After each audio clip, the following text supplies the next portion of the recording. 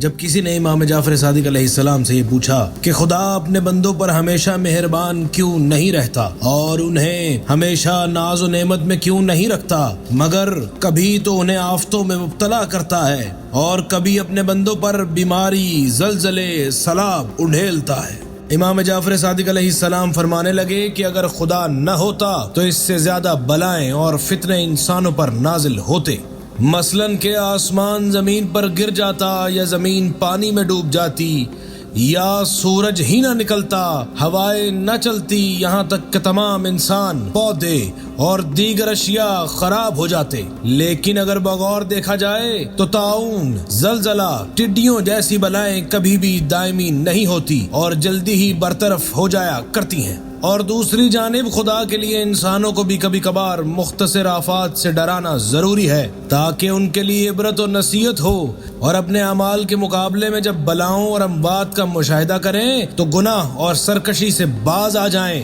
اور اپنی آخرت کی جانب متوجہ ہوں۔ اگر یہ بلائیں نہ ہوتی اور انسان مکمل طور پر نعمتوں میں ڈوبا ہوا رہتا تو اس قدر شر فساد انسانی ہاتھوں سے وجود میں آتا کہ جو نہ تو ان کی دنیا کے لیے کارآمد تھا اور نہ ہی ان کی آخرت کے لیے بہتر تھا۔ کیا تم لوگ نہیں دیکھتے ہو کہ جو لوگ ناز و نعمت میں رہتے ہیں اور ہر قسم کا امن و امان، دولت اور سہولت انہیں میسر ہوتی ہے، وہ یہ بھی بھول جاتے ہیں کہ وہ انسان ہیں اور غرور و تکبر میں مبتلا ہو جاتے ہیں، اور ان کو اس بات کا بھی خیال نہیں رہتا کہ کمزور پر رحم کریں یا کسی غریب کی دستگیری کریں۔ وہ جب کسی مصیبت زدہ شخص کو دیکھتے ہیں تو اس پر رحم نہیں کھاتے، اور کوئی بے چارہ مل جائے تو اس پر مہربانی نہیں کرتے۔ ان کے پاس چونکہ ہر چیز ہوا کرتی ہے تو لہٰذا محنت کے پیچھے نہیں جاتے، بلکہ تمام تر اوقات کو فضول کاموں میں گزارنا چاہتے ہیں اور اپنی من پسند چیزیں کھانا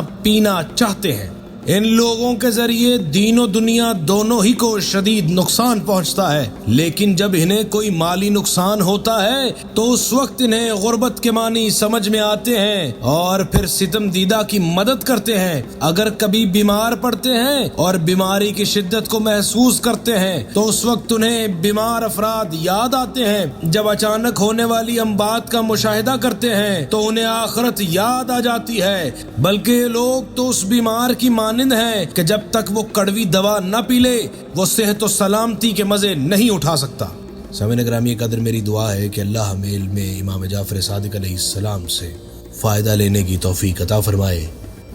الہی آمین۔